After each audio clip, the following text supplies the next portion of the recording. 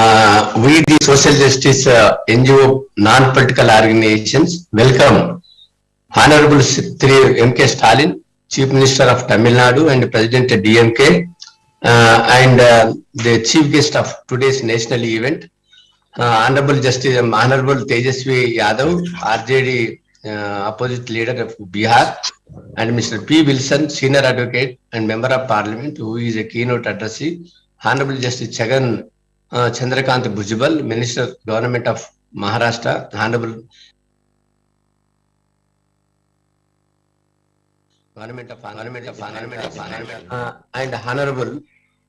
and Honorable E.T. Muhammad Bashir, Member of Parliament, Indian Union Muslim Congress, Muslim League Party, Kerala, Honorable Mr. Direk O. Brain, Member of Parliament, All India Trinamool Congress, West Bengal, Honorable Mr. Manoj Jha, Member of Parliament, RJD, and Honorable Justice Virendra Singh Yadav, former Judge, Allahabad High Court, Ashari Thiru K. Veeramani, President DK, Tamil Nadu, Sardar Chetan Singh Jhalli, Founder Paiga, Mr. B.D. Bhorkar, Founder President of BAMSEP, Mr. Hari Ipanapelli, Chairman Lead India Foundation USA, we the people and various social organizations who are witnessing this national webinar through the social media, YouTube link and other channels.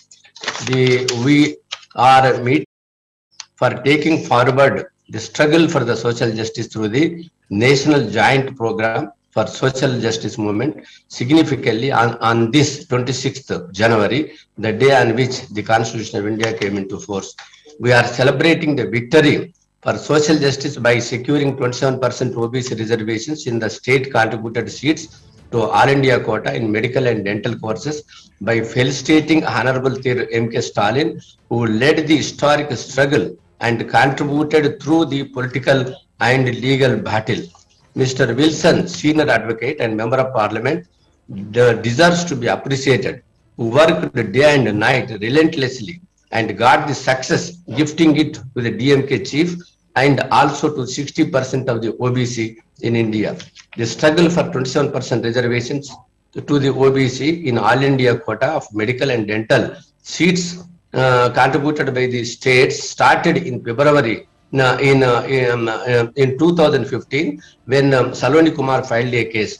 Thereafter, I, as a president of the All India Backward Class Federation, filed a writ petition with regard to the three writ petitions I filed. One is questioning the AWS reservations, another is denying the medical seats in the NEET examination contributed by the states, that is in 2019. And all the writ petitions are pending. But when such writ petitions are pending, but it's a great success for the DMK and the Honorable Chief Minister and MK Stalinji and Wilson, who started immediately after taking over, who started this political struggle in addressing the Rajya Sabha and met the then Honorable Health Minister and filed a writ petition 2020-507 in the Supreme Court, but the Supreme Court directed the DMK to file the writ petition under Article 226 before the Madras High Court, and accordingly the WP number 8326 of 2020 was filed before the Madras High Court, but agreed by the Madras High Court order deferring the hearing on the ground that some Saloni Kumar case is pending. The DMK filed special petition before the Honorable Supreme Court of India, and Honorable Supreme Court of India heard and allowed the writ petition directing to provide 27% reservations in the All India quota contributed seats by the states. And thereafter that was not implemented. Therefore, the DMK filed a contempt petition before the Madras High Court. And that Madras High Court judgment was also upheld by the Supreme Court. Thereafter, the contempt petition was filed, and under the threat of the contempt, the government of India was no other way except to agree to implement the 27% reservations. That's how the legal battle after becoming final. Unfortunately, some other vested interests have filed a WP 961 of 2021, then questioning the Director of Medical and Health Sciences in providing 27% reservations, and in that also DMK intervened And Mr. P. Wilson argued elaborately, stating that this has become our fundamental right, 27% reservations, as per the Indrasani case and as per the judgment of the Madras High Court, which has become final. And therefore, the recently that Supreme Court rejected the contention of the 27% reservations as unconstitutional and confirmed the 27% reservations. Therefore, the various backward class organizations have come forward to felicitate Honorable Chief Minister Sri M.K. Stalin for their victorious struggle and success. Various social organizations and political parties are going to express their views about taking forward the struggle for the social justice national movement for the development of the backward classes. The many more challenges are in our forefront, that is to get the consciences conducted and continue the struggle similarly to declare the EWS reservations are unconstitutional, or make an attempt to that every BPL person is entitled to EW reservations without caste discrimination and without caste discrimination, and also to impress upon the many government of India, state governments, that there should be a free and quality education and health care whose income is below the taxable limit. The support and assistance of such political parties are required for such social justice movement in a coordinated drive of all such social justice organizations, which will be benefit in a long way for such political parties who have committed for the social justice. We have to work unitedly, and we have to see that the oligarchy is to be ended and restore the due share for all communities in proportion to their population, to preserve and protect the constitution and the social justice, due share in the judiciary, executive, legislature and administration for all the communities required. That is the social democracy, political democracy, judicial democracy. In a democratic country, everyone should have its due share. So we hope and trust that such parties all then come together for a common ideology and make use of our organizations with the acceptable ideology. We have to strive for a corruption-free, crime-free, and character-based democratic society for the development of India. Thank you for giving me this opportunity, and I thank all of you. Thank you, sir. Thank you, sir. We now have a short video highlighting the DMK's legacy in fighting for social justice. Upliftment of backward classes taken over the 2,000 medical seats and 1,000 dental seats every year. When our leader, the Honorable Chief Minister, came to know about this colossal injustice, he immediately decided to fight for OBC reservation on 3 fronts: before the people, politically, within the parliament, democratically, and before the courts, legally. In fact, soon after my election to the Rajya Sabha in July 2019, under the direction of my leader, the Honorable Chief Minister, I had delivered my maiden speech in Rajya Sabha on 26/7/2019, calling the attention of the Union government to grant OBC reservations in medical and dental courses. Under direction of our leader, a representation was then made to the then Union ministers on 1/11/2019. Since the Union government remained unmoved, our dynamic leader with a national vision, Mr. M.K. Stalin, made a demand calling for a white paper on OBC reservation in medical and dental education, and why it was not granted. Thereafter, on 6/12/2019, yet again I raised the issue on the floor of the Rajya Sabha under the direction of our leader. DMK MPs through T.R. Balu and other DMK MPs brought pressure on the Union government by periodically raising the issues in the Lok Sabha and in Rajya Sabha.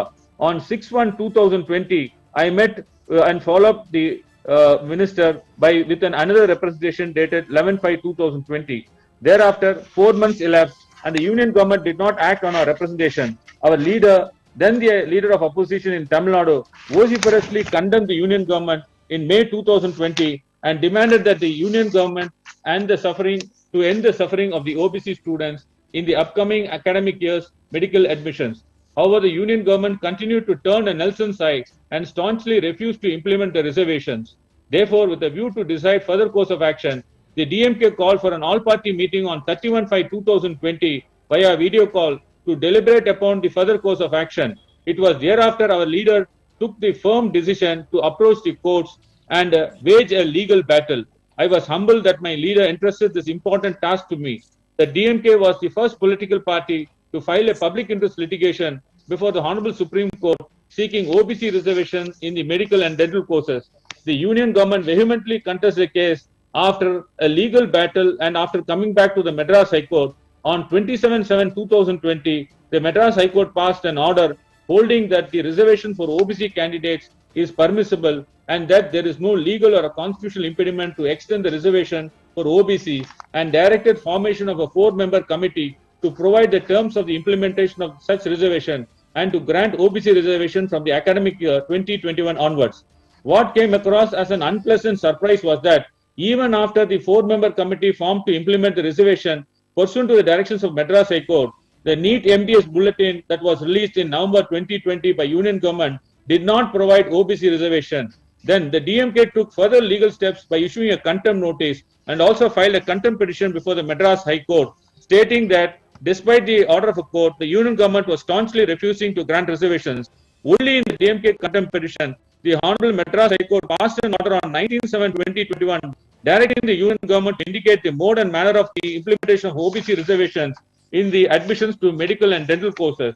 The High Court came down heavily on the Union government and opined that they cannot proceed with the admissions without providing OBC reservations. Only thereafter, as a result of this legal battle waged over a year, the Union government issued a notification on 29/7/2021 to grant 27% reservations for OBC in the state contributed seats to All India quota in medical and dental courses. As a result, every year about 4,022 seats in medical courses and about 1,000 seats in dental courses will be available for OBC students throughout India. As against challenging this granting of reservations, some of the doctors filed a writ petition before the Supreme Court. Our leader asked me to go and file an impleading petition and argue on behalf of DMK. DMK filed an impleading petition and I argued the matter, and ultimately the court accepted our submissions. One of our main submissions before the Supreme Court was that mark alone is not a determining factor for the merit. That was accepted by the Supreme Court, and in historic judgment, the Supreme Court said the reservations dated 29/7/2021 is constitutional and it has to be implemented. I wholeheartedly thank my leader, Talaivar, the Honorable Chief Minister, for taking up this issue and standing firm till the reservation became a reality. I have no hesitation in admitting that if it were not for the Dravidian movement and the equality of opportunity brought by the DMK, I may not have had the opportunity to become a lawyer. Similarly, the present victory in obtaining reservation in medical and dental courses is one that will open career avenues to thousands of OBCs every year, and I'm sure each and every child that uses this opportunity will hold in his or her heart our leader, Thiru M.K. Stalin. Thank you very much. Thank you, sir. I now invite Dr. Hari Epinapalli, Chairman, Lead India Foundation, to deliver his address. Thank you. Thank you so much for inviting me to address this timely national conference on taking forward the struggle for social justice and joint national program. Happy 73rd Republic Day. Warm welcome and greetings to our chief guest today, Honorable Thiru M.K. Stalin, Chief Minister, Government of Tamil Nadu, convener and organizer of this webinar, Honorable Justice V. Ishwaraya, Chairman, All India Backward Classes Federation, Sri Tejasvi V. Yadavji, Opposition Leader of Bihar, Honorable Member of Parliament, Mr. P. Wilson. Thank you so much for inviting me today, and also Lead India greetings to all the distinguished guest speakers and attendees of this historic conference. Friends, as you know, Dr. B.R. Ambedkar headed the drafting committee of the Constitution. In 1950, on this day, the Constitution of India came into existence and declared India as a sovereign, socialist, secular, democratic republic. The day also commemorates Indian citizens' power to choose their government democratically. The Constitution of India has solemnly promised to all its citizens social, economic, and political justice, liberty of thought, expression, belief, faith and worship, equality of status and opportunity, and to promote among all fraternity, assuring the dignity of the individual and the unity of the nation. The Constitution grants these privileges, but in reality, justice is not served to the marginalized and oppressed communities. Democracy is supposed to be by the people, of the people, and for the people. Today, as we celebrate 73rd Republic Day and also the 75th Independence Year, Azad Ka Amrit Mahotsav, only a small percentage of people, aristocracy and oligarchy is still ruling the nation. About 60% of the OBCs plus close to 30% of the SCs, STs and others, being the majority of a nation, are still far from ruling the country. To put an end to this social injustice, social reformers like Sant Ravidas, Mahatma Jyotirao Phule, Dr. Babasaheb Ambedkar, Periyar E.V. Ramaswamy, and many more leaders dedicated their lives for securing the social and economic and political justice. Friends, last time a caste-based census was conducted in 1931 by the British. Despite initial promises by the government, still no OBC category is included in the 2021 census. This data will enable us to demand for true representation in employment and elected officers from local panchayats to parliament. Recently, Supreme Court has shown the way by balancing the merit with equity in All India quota of NEET for medical students.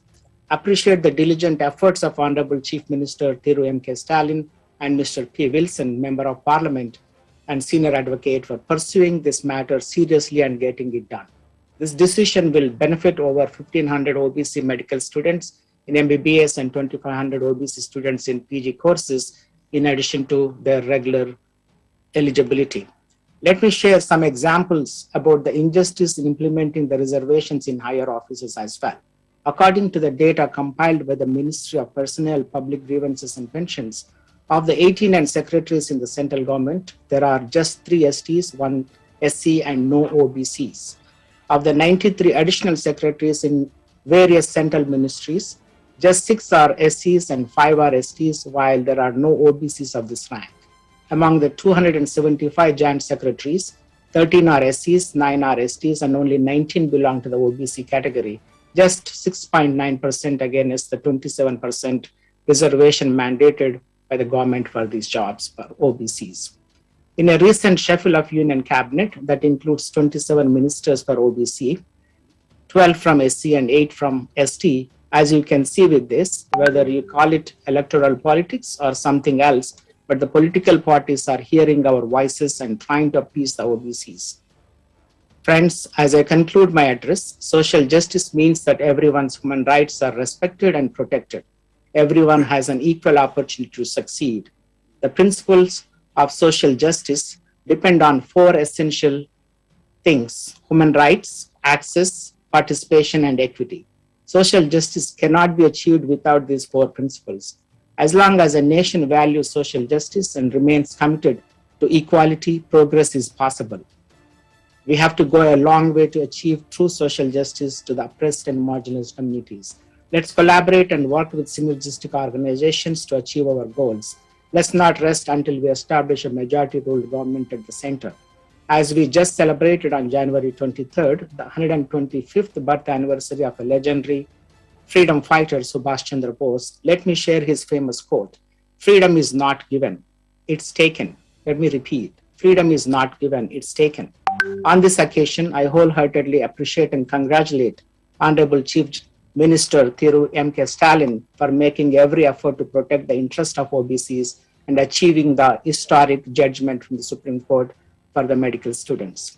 Also appreciate Honorable Justice Ishwaraya for taking the lead to unite the OBC organizations nationwide under the All India Backward Classes Federation to fight for their rights.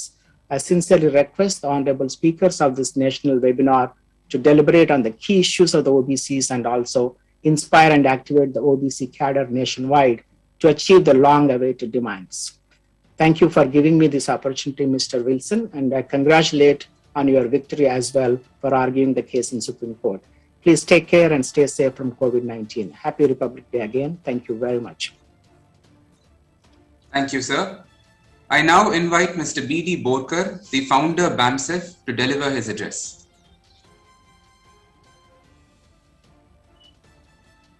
Yeah.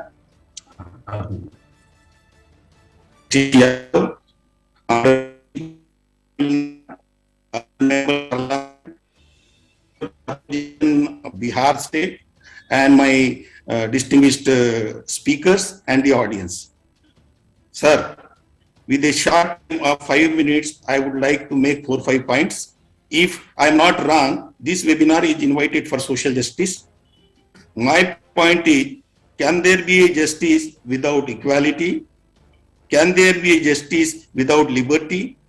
Even after 72 years of republic, which we are celebrating today, there are atrocities on the scheduled caste, scheduled tribe, other backward classes, and molestation and rape of women. This is all due to the wretched Brahminical mindset prevailing in the society. The constitution has cast upon the duty on the ruling class to destroy the Brahminical social order and established a society based on liberty, equality, fraternity, and justice. This class of politicians who have ruled this country have miserably failed to achieve this goal. Second important thing I would like to mention is that the other backward classes are still not getting their due share in the educational institutions and the public employment after the promulgation of the Constitution. The Supreme Court went petition throwing the ball to the government that to provide adequate representation to the OBC, there should be a quantifiable data. The government at the center has refused to collect data through caste census and provide to the court on the ground that the caste will perpetuate. Both the institutions on which the responsibility cast upon for throwing the ball in each other's court. Sum and substance is that the people heading these institutions are determined not to provide justice to the other backward classes on the principle of equality of opportunity in the public employment. I would like to request the honorable members of the parliament who are present here and sit in the most important institution, that is parliament, must make a fervent plea that the caste census must be made to provide justice not only to the OBC but to every section of the society in proportion to their population. If they do not do it, it will be construed that our own members of parliament have failed to protect our interests for which they have been elected to the parliament. The third point which I wanted to make is coming to the interpretation of the Article 16(4) of the Constitution. I want to say that the Supreme Court is misinterpreting the Constitution rather than interpreting it with the spirit of the Constitution. The Constitution is framed to provide justice to those who have been denied it for the ages. When it comes to provide justice to them on the principle of equality, it cannot be interpreted restrictively. Such a restrictive interpretation shall amount to negation of the Constitution itself. I therefore say that the 50% restriction imposed by the judicial pronouncement is wrong, and every section of the society should get their due share in the public employment in proportion to the population. When I say this, I am aware what Dr. Ambedkar has said in the Constituent Assembly. If I am not wrong, what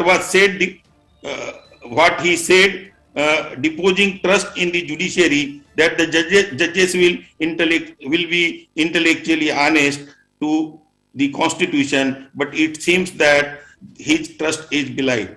I am of the opinion that 10% reservation provided to the so-called weaker section of the society, is anti-constitutional without any data. I have filed a writ petition in the Supreme Court against it, but it was not stayed, whereas when it comes to the rights of OBC, the Supreme Court insisting on data. Lastly, I say that the appointment of judges in the Supreme Court and the High Court through collegium system is wrong. Justice will never be done to the SC, ST, OBCs and minorities in the appointment of judges under this system. In fact, if we read debate on draft Article 103 of the Constitution, which is Article 124 of the Constitution, Dr. Ambedkar has rejected word concurrence when the amendments were filed by the members of the Constituent Assembly, and retained word consultation in his draft on the ground that the Chief Justice is after all a human being and he has all weaknesses and prejudices, and therefore the powers which the Constituent Assembly is giving to the government of the day and the President should not be given to the Chief Justice of India. He has therefore left no scope for the interpretation to the judiciary. Despite this, the Supreme Court has interpreted the word consultation as concurrence and taken the power of appointment of judges in their hand. I feel it is by design and nothing else. Thank you very much for giving me an opportunity and listening to me patiently. Thank you, sir. We now have a video message by Mr. Sardar Tajinder Singh Jalli, the founder of Pagam. Indian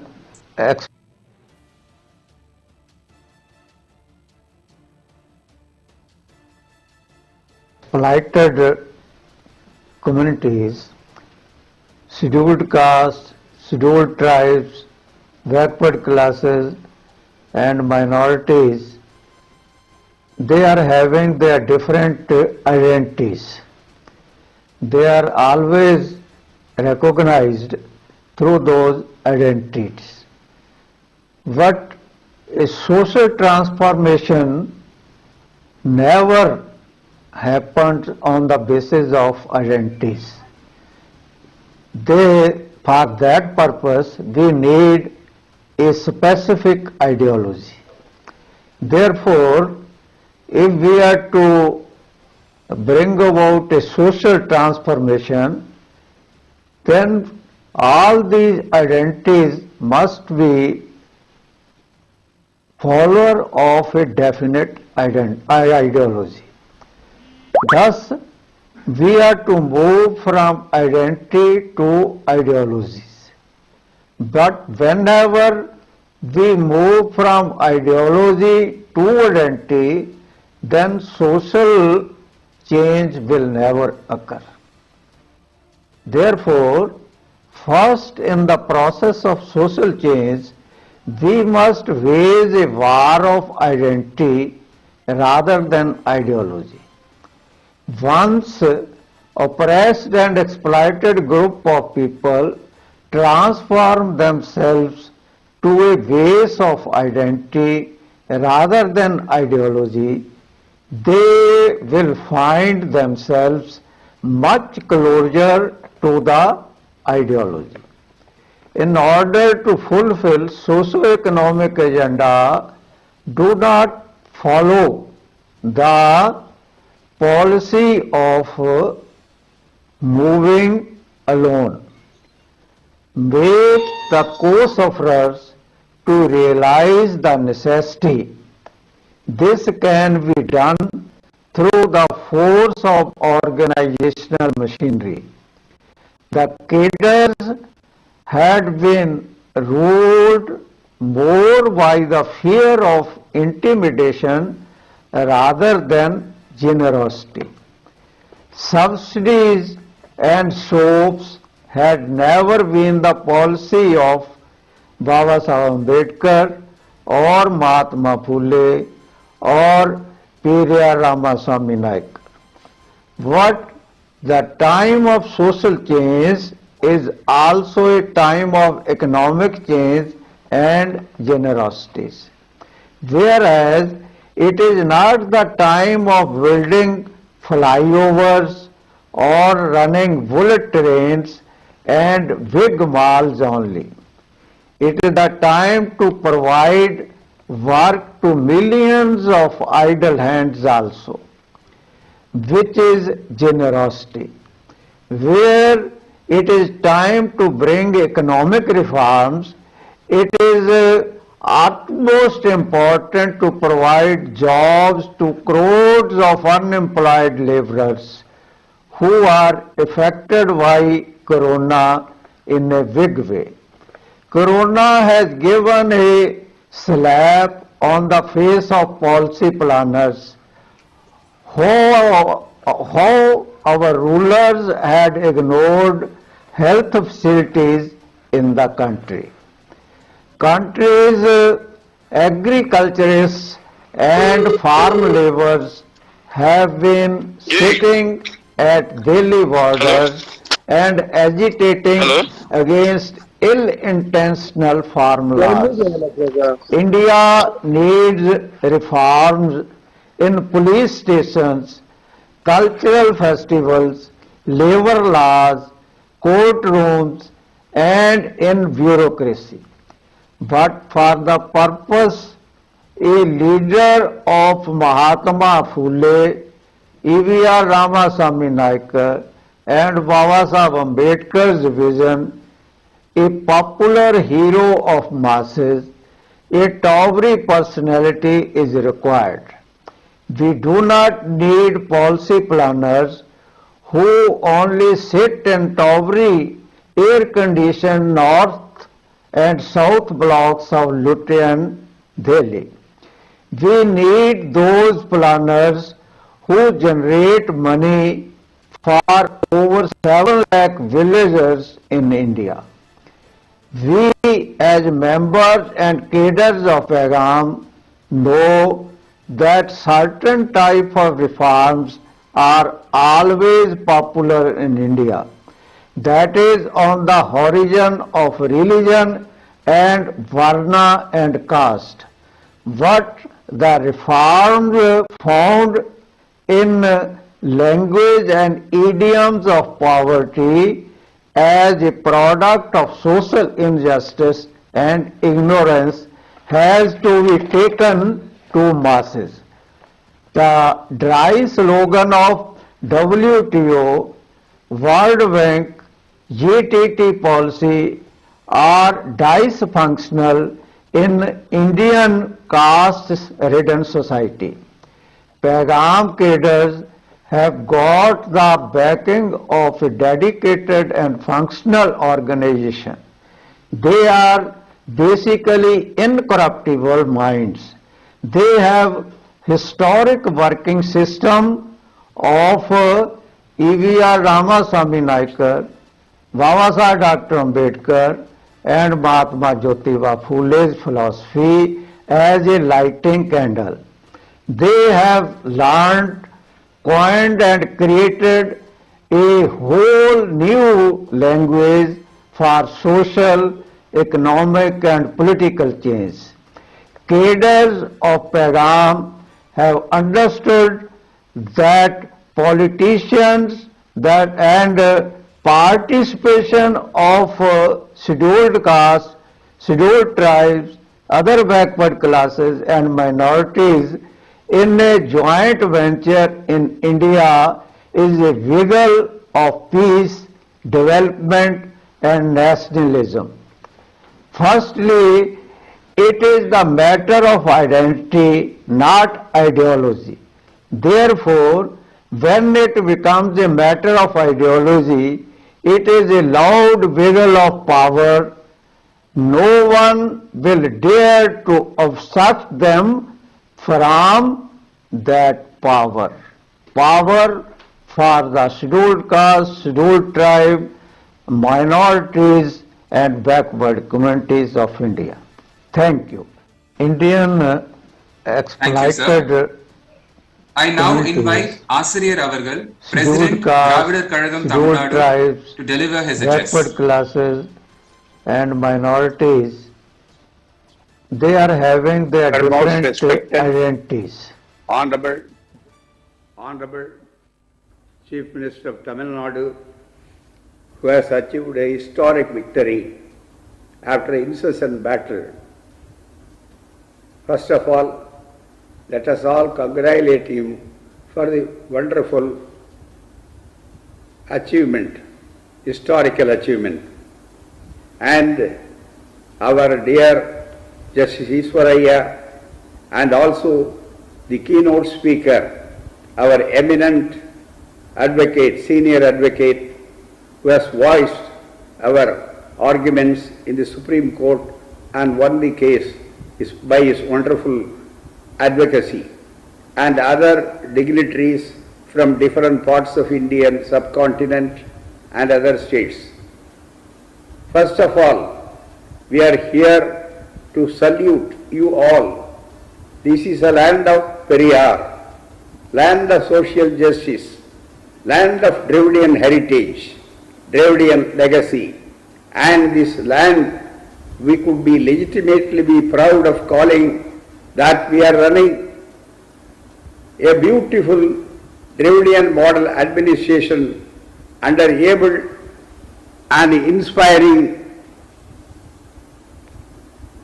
leadership of our unmatchable leader, the present Chief Minister, who has inherited the legacy of all our Dravidian leaders. So, first of all, let me all salute him. And also it is my bounden duty to salute all those who have come here and participated in this wonderful symposium to find out a way out, to build a great movement in future, so that all our rights will not be snatched by the might, by safeguarded by our democratic means. This is very simple. As my predecessors and earlier speakers have said, we will have to build up a movement. Tamil Nadu has shown the way. In 1951, the first amendment of the Constitution, when communal duo was struck down by people's agitation, Periyar and Anna and other leaders of the Dravidian movement shown the way and won the way, our victory, by amending the Constitution first time, by inserting 15(4). That is not only for Tamil Nadu, my dear brothers and sisters. With great vanakkam to everybody, let me add, that is being benefited by all of India, all our depressed and the downtrodden people. They are the beneficiary. So what the Dravidian movement fought was not for ourselves only for particular Tamil Nadu. It is for whole of India, whole of the oppressed and the depressed and the downtrodden. That is why still we are carrying out. The 69% is the only thing that we have achieved, which has got the 9th schedule protection by the amendment of the 76th amendment. And also the 93rd amendment also was responsible because of the DMK. Our leader, Kalaignar Karunanidhi, has participated and he was responsible in UPA for bringing that one.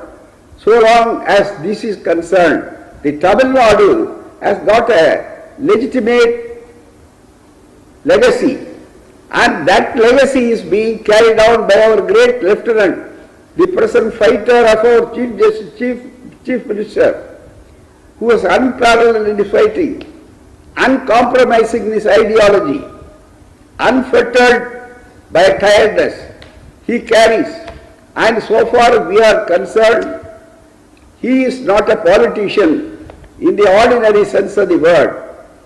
So far as our Dravidian model is concerned, late lamented Anna and Kalaignar Karunanidhi, and who is now carrying on the legacy of all of them, our Honorable Chief Minister M.K. Stalin, they are all personification of the statesmanship.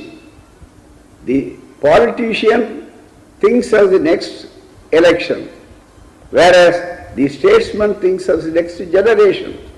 We want to create a new society, and our mentor Tandai Periyar used to say, what we want is not mere transfer of power. We would like to have, being the majority of the people, who could have legitimate right in claiming us, that we are the people who could lay and stress, we want not mere transfer of power, transformation of power. That is the ideology, core ideology of the Dravidian movement. That transformation of power is being elated in Tamil Nadu. You can come and see Tamil Nadu, how the administration is going on. Half of the women population, they are so happy. Most of the minorities are having a sense of protection. And also the scheduled castes, scheduled tribes and other people, they are all our brothers and sisters because this Dravidian movement stands for not only for liberty and also for fraternity. The caste eradication is our program. And when our Chief Minister came and he implemented the great untouchability committees for recommendation that even Adi Dravida, the scheduled caste people, should be appointed as Archaka. And that was done by him. So another phase of social justice. So the battle for social justice, we have won many battles. We are going to win. What we have achieved is very small. The 27%, but for him, the 27% of medicos will not be available today. Today, happy news is that this year, more than 2,000, that is actually 540 people of backward classes alone, they obtained the seat in the medical college. When this Dravidian movement was founded in 1916, earlier that, the greatest achievement so far as the medical side is that Sanskrit knowing people, only those who have known Sanskrit alone are eligible to apply for medical course. That was the earlier position. It was the Dravidian movement, the Justice Party rule that changed it. Had it not been, we would not have been seen a non-Brahmin, depressed and the downtrodden doctor to be here. Now there is always saying that their merit and deficiency will go. That has been exploded by the recent judgment, where our Wilson has played a very great role. We all thank him. It is under the inspiration and guidance and command of our Chief Minister. That is why we like to here felicitate. This is not only to build a new movement. This is a small beginning. Of course, as Neil Armstrong has said, this may be a small step, but it will be a giant leap for the oppressed and the depressed and the downtrodden. So it is high time that we will have to build up a movement. When we want to build up a movement, and I adopt all the arguments of my previous speakers, who has dealt with very rightly, and wonderful, and there is a political anachronism today, is that we the people of India, particularly the majority of the people, what we are demanding is not unconstitutional or extra-constitutional. We are demanding very peculiarly to implement the Constitution. What the instruction is being found in the Constitution, we are fighting for that to our rights. We are not asking anything more than the Constitution. But unfortunately, for every step we will have to do that. When Mandal Commission was implemented, great social savior justice by Honorable V.P. Singh, how far it was done subsequently, because it was more by breach than by practice. Only by RTA information we got, only 12 to 14% was filled up. All the other restriction was grabbed by the forward community people. And what about whether it has gone to our scheduled caste brothers and sisters? No. So scheduled tribe people or minorities? No. It was grabbed by the oppressed people and oppressor, exploited by them. That is why our Chief Minister, first time in the whole of India, has issued a commission, formed a committee, which is very directly, he can go and inspect any department and collect data, how far this percentage of reservation is being implemented. The 69% may be in paper, but let it not be in paper, let it be in action. How far it was achieved. So this was, he has shown a way to all of India. My dear brothers and sisters of other parts of India, also take up the culture and create like that. So our Chief Minister, as the greatest architect of the Dravidian model, who continues it, has formed this committee. We will have to insist, it must be by the union government, by all the other states, because what we want is not charity, we want parity. The days of Dronacharya and Ekalava is over. That we must very clearly say, as very rightly pointed out. So, we are happy that we got a great success by, even we thank for the landmark judgment, wonderful judgment recently obtained out of his fight for the right. But for our Chief Minister, this would not have been a possibility.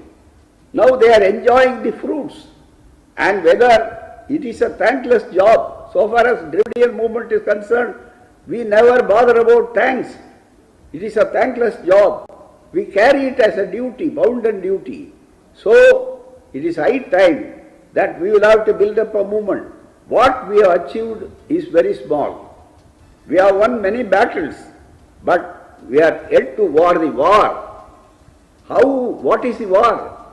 Completely what is adumbrated in the Constitution, that is more important. We are very happy that the recent judgment has very clearly said merit and deficiency will not suffer if the reservation is gone. It is binary. We are very thankful. So it is high time, but for our Chief Minister, but for our efforts, but for our Wilsons, but for our all our brothers, we will have to be united. When we want to build a united movement, kindly don't stand on the party lines. Movement is different from party. So we will have to build up a new movement.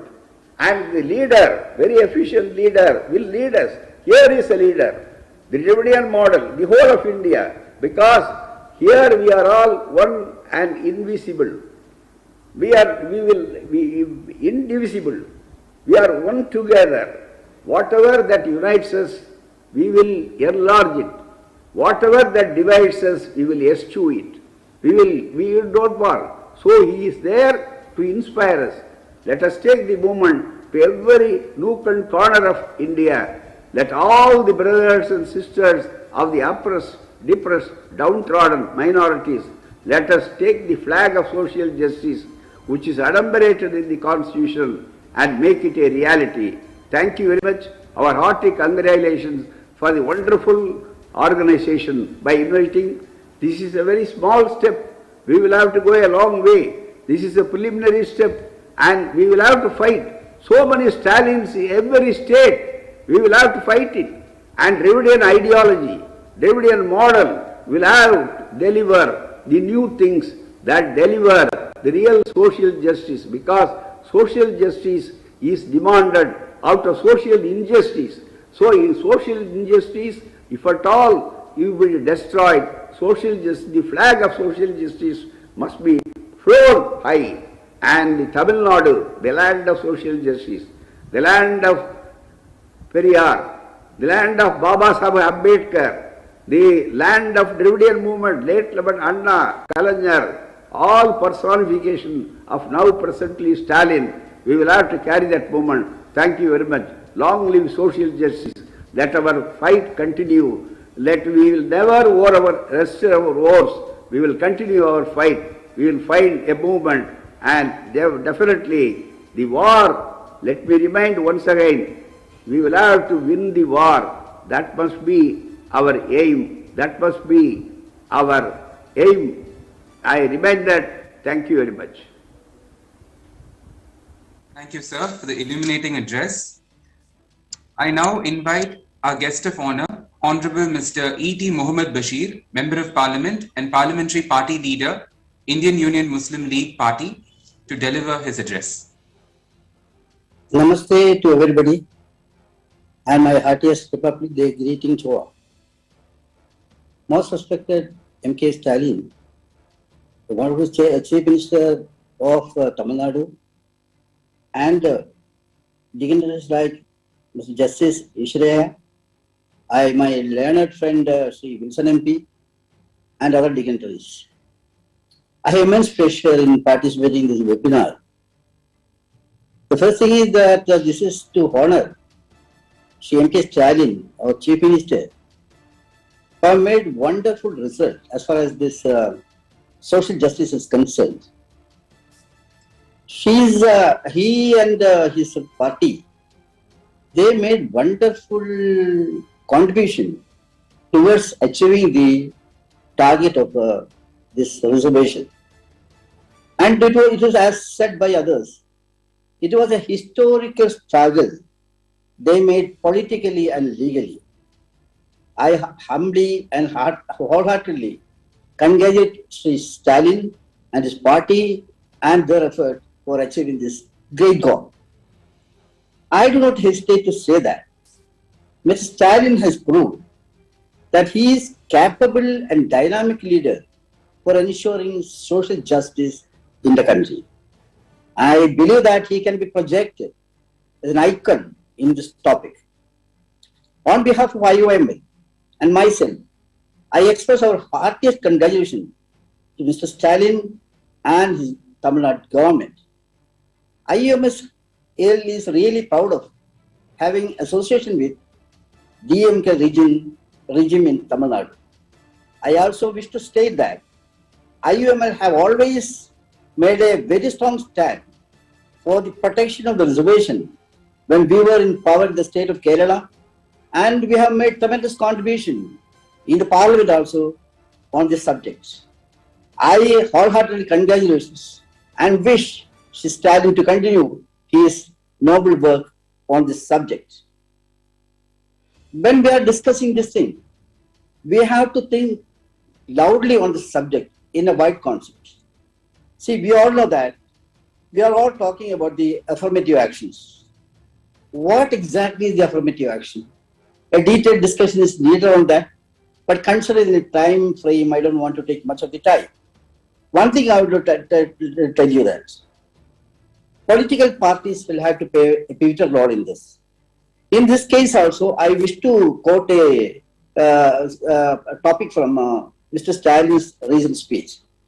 Recently, in a function organized for unveiling the portrait of late Comrade P. Pandian, so Stalin pointed out that the like-minded political parties to work together to create a society of self-respect and social justice.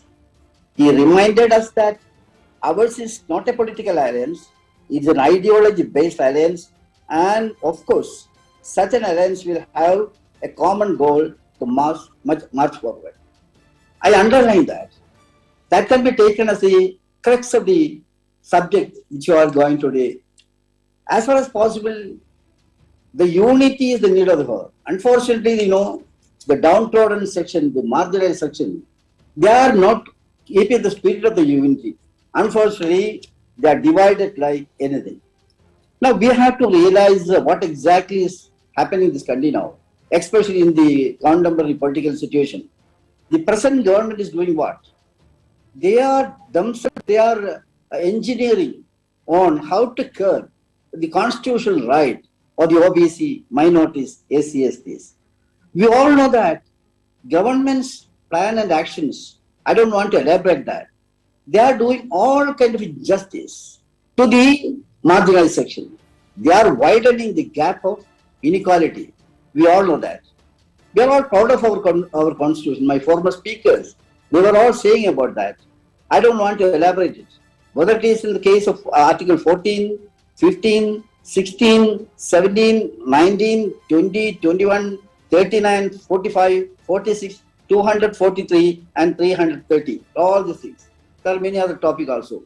All this constitution, what it says, that is to ensure or to reduce the gap with this discrimination. But unfortunately, what is happening? They are not even honoring the constitutional kind of things. They are disregarding the constitutional kind of thing and doing the things according to their will and pleasure. So what I am saying is, if we keep mum on this, we will be branded as what is called a culprits in this thing. So we are all duty bound to fight against this injustice. I would like to say, I don't want to take much of your time because there are many other eminent speakers. who are going to speak after me. Now, what is happening? When we are talking about this affirmative action, now the main discussions are confined with reservation. Now there is a school of thought. Some people are arguing that time is now over for the reservation and this not to be continued. They are arguing about the upper class and this and that kind of things. When this that kind of economic EWS came in the parliament, our party took a very strong stand against it, because when you adopt this kind of criteria of economic criteria for the reservation, that itself is really spoiling the very spirit of the reservation. In addition to that, in addition to the reservation, I would like to say one thing only, that is, we have to concentrate in other areas also. Affirmative action need not be confined only in this thing. At the same time, we know that employment sector, now almost all the employment sectors are moving to private sector. Instead of public sector, it is now turning into private sector. It is high time to demand reservation in the employment in the private sector also. I suggest that we have to take up that also. And similarly, we know that we have, it's not only the issue of the government.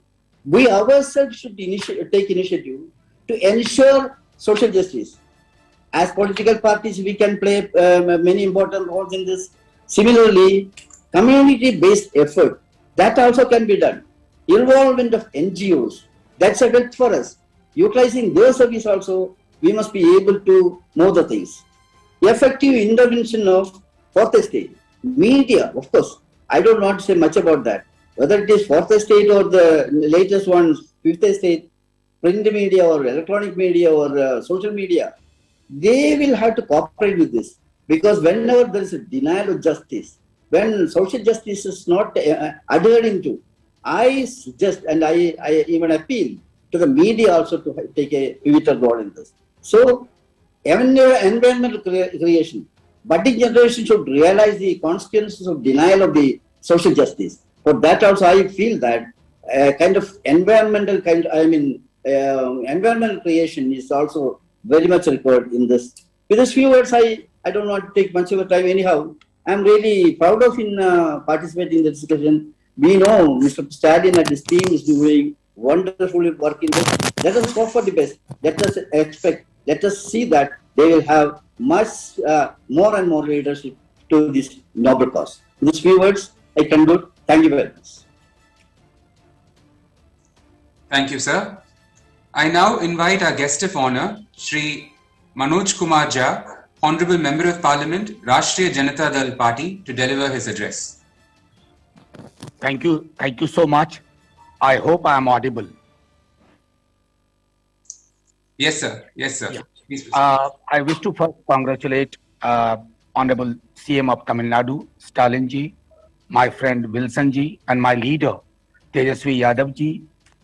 Ishwaraya ji has been a great hope for all of us.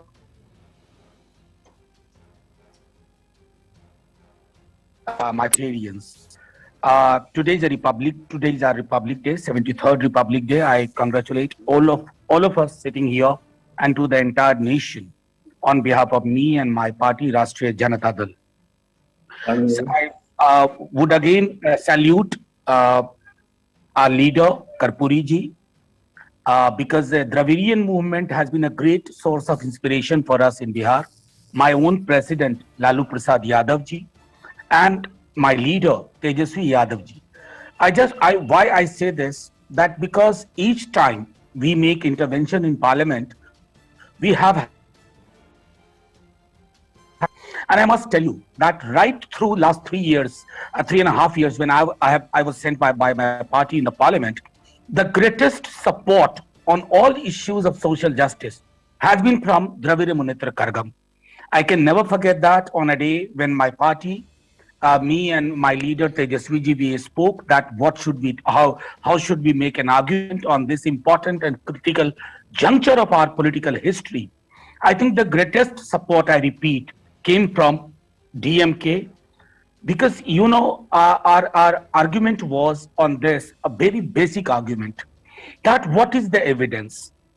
People ridiculed us because they control the media narrative. the dominant caste, the dominant classes. But I'm very glad today Supreme Court, Honorable Supreme Court is asking the same question which Rashtriya Janata Dal asked inside the parliament about the hurry and the hurry only for the purpose of securing political, say, capital, and I think that is very important to underline. My second argument would be that this success of NIT has been within Parliament. I remember Wilson Saab, I myself, we had been raising it. Now, this is one important milestone we have achieved.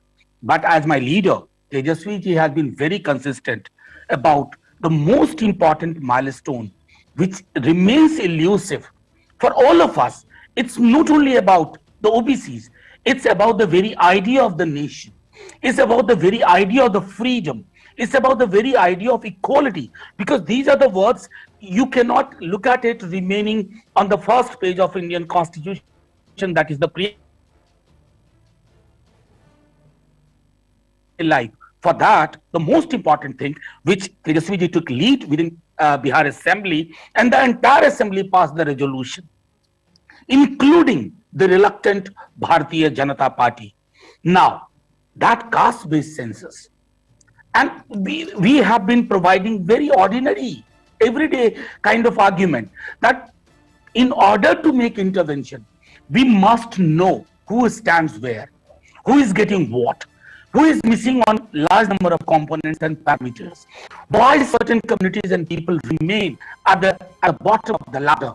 Now, this has been the concern of Rashtriya Janata Dal in North, and I'm very glad we have a most vocal partner. Apart from different groups, we have most vocal partner in case of Dravid Munnetra Kazhagam, which takes inspiration from Periyar to Justice Party, and then Kalanjar, and then presently our own Honorable CM Stalin ji.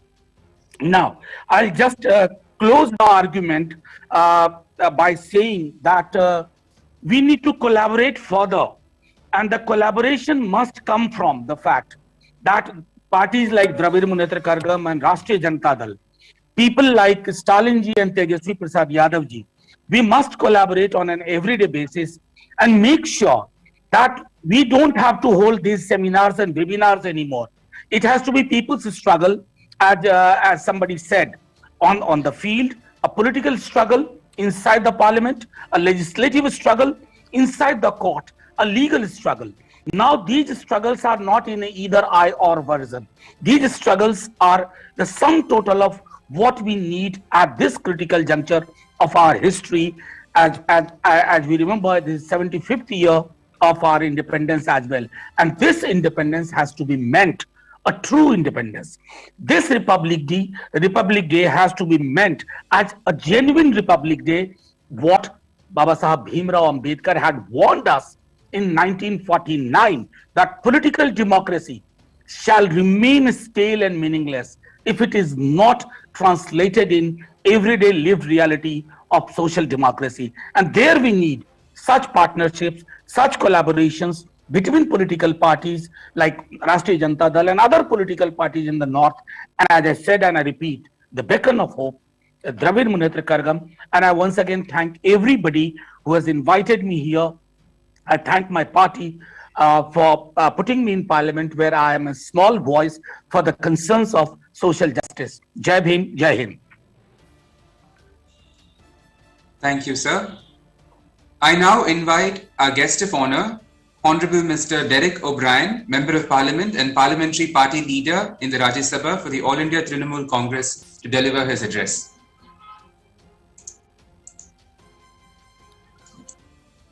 A very good afternoon. Congratulations to Thiru M.K. Stalin, the Honorable Chief Minister of Tamil Nadu. And just to save time with the permission of everybody else here, I mentioned Mr. M.K. Stalin's name, but I'm not mentioning the other names because I noticed we are about 10-12 minutes behind time. And even in Parliament, we have very good coordination between DMK and Trinamool Congress and all the other parties. So let us play the team game. I was given 5 minutes to speak, but we want Mr. Stalin to speak on time at 12:25, so I'll only speak for 2 minutes.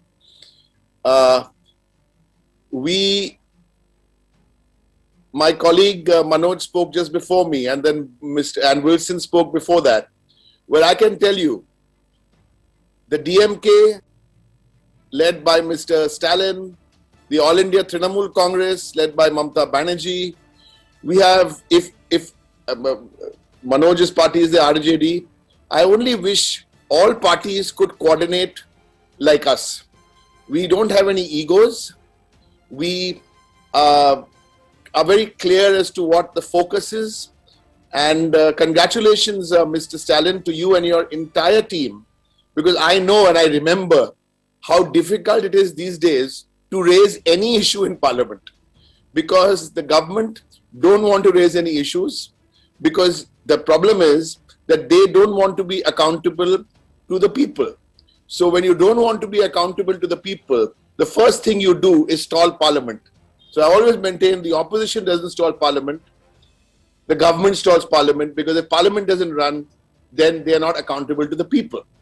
But on numerous occasions, all the opposition parties, or at least most of the opposition parties, I remember the NEET very, very clearly. And it's been done very, very well. It's not easy. And it's very, very well done to each one of you. And you have to get the clearance from the leadership. So Mr. Stalin, congratulations. And in the future, let's continue to work together for such difficult issues.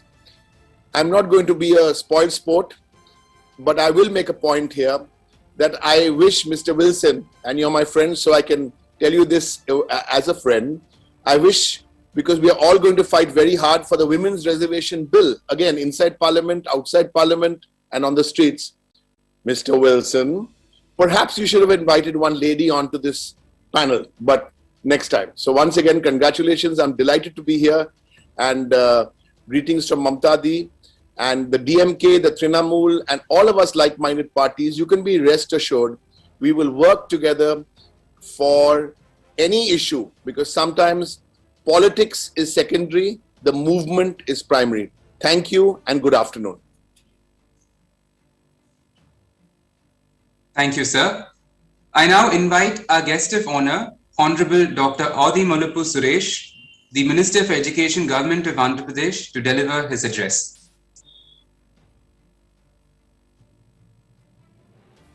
Am I audible? Yes, sir. Yes, sir. Thank you. Good afternoon to all. The chief guest of today's national webinar, Honorable Chief Minister of Tamil Nadu, Thiru Stalin sir, and the President of DMK, the convener and organizer of today's national webinar, the Chairman of All India Backward Classes Federation, Justice Iswaran sir, and the person who has led this struggle to achieve this 27% OBC reservations in medical and dental sciences from judicial side, Honorable Member of Parliament, Sri Wilson sir, and all the other dignitaries. A very good afternoon to you, and I bring with me the greetings from the government of Andhra Pradesh, and on behalf of our Honorable Chief Minister, Benevolent Chief Minister, Pragmatic Chief Minister Sri Y.S. Jagannath Reddy garu. And I wish all who are on this national webinar the greetings on the occasion of 73rd Republic Day. So, as Mr. Derek has said, we are all very eagerly waiting to listen to Thiru's, the Honorable Chief Minister Stalin sir, exactly at 12:25. That's what actually Wilson sir has put it, and then we want to help him in sticking to this time. So I would not take much time, but only I just want to tell that the Honorable Chief Minister of Tamil Nadu, Stalin sir, in a short period of his assuming office as chief minister, the works what he have done, the initiatives what he have taken up, and the reforms what he has carried forward clearly tells that here is the leader who is actually now a hope, a beacon of hope and trust for the depressed and downtrodden people. I'm very glad and happy to place on record the efforts made for the people of backward classes across the nation by Sir, CM Sir and your party, which take up this cause of implementing this 27% OBC in admission and to medical courses. This is a social justice is a long journey. It's a long journey and it's a continuous run. So, with the philosophy and the ideology of great people like Dr. Baba Sahib B.R. Ambedkar ji and Mahatma Jyotiba Phule ji, who has believed that the transformation of society will take place only through education. And the saying goes, great people think alike. So, Honorable Chief Minister Stalin sir and our Honorable Chief Minister Jagannath Reddy garu both think alike. So they have taken education as a priority. In fact, I would like to say, sir, that Tamil Nadu and Andhra Pradesh are the only two states in the entire country which are actually implementing very nutritious and then very clean midday meal scheme to all the lakhs of children in the schools across their states. So this concept of poverty should not be a barrier to education. The expenditure what we spend in education is an investment for the future of the future generations is what the thinking of our Honorable CM and the great people also have said that the transformation of the society will take place only through education, and education is the only powerful weapon to change the society. As an education minister, I'm very happy and then I'm very fortunate that such great leaders are now leading these two states and then guiding us to implement one of the fantastic programs where now education is given a level playing field to all the people irrespective of the community now, depressed classes especially. English medium is one reform which we have taken up now in Andhra Pradesh, and then along with the education and English medium education is as a matter of right we want to give to the children of the state. As I would like to put forth only very few points here that in Andhra Pradesh, the government has turned backward classes to backbone classes. They are no longer backward classes. They are backbone classes because 50% of the population in Andhra Pradesh constitute backward communities. So any community which is more than 30,000 population had been given a corporation status for social, economic and educational development. So social, economical, educational and political development. And then all the directors, all the chairmen actually have been given their share based on their population. This is one great initiative what we have taken. And then all the direct benefit schemes for incentivizing the students, incentivizing the mothers, incentivizing the old age people. All these initiatives we have taken it up only to give a level playing field. I'm sure today's topic here will definitely discuss many of the issues for the struggle towards social justice. And let me assure you, sir, that from state of Andhra Pradesh, we are with the this forum, this platform, whatever joint national program they devise for implementing the social justice movement, we will be very wholeheartedly extend our support and continue the relations between Tamil Nadu and Andhra Pradesh in jointly achieving for the for equality and for social justice among the various castes which are there in both the states, which have been denied this education for centuries together. So thank you so much, sir, for giving this wonderful opportunity. Especially I should thank the convener, Justice Iswaran sir, who has really, made it possible for me to participate on this platform and bring forth the views of the government of Andhra Pradesh, which is very much committed for the upliftment of the downtrodden, especially, and giving them political equality, as much as 50% of our cabinet has been filled with the ministers from the backward community. 50% we have given, and then all the nominated posts, both at the district level, state level, the share has been given. The share as per their population has been given. That's what we believe. The political empowerment to the depressed classes. Within that, again, 50% of the reservations were given to the women. And as both the leaders from Tamil Nadu, Sir Thiru, Stalin sir, and then Y. Jagamohan Reddy sir, together, I think if we can implement all these things and then take forward this social justice movement further, I'm sure time is not far away where we'll have an equal platform for all the oppressed and depressed classes across the country. Thank you so much for giving this opportunity. Thank you, sir. I now invite our guest of honor, Honorable Shri Chagan Chandrakant Bhojpal, the Minister for Food, Civil Supplies and Consumer Protection, Government of Maharashtra, to deliver his address. Thank you. Honorable CM Shri Stalin ji.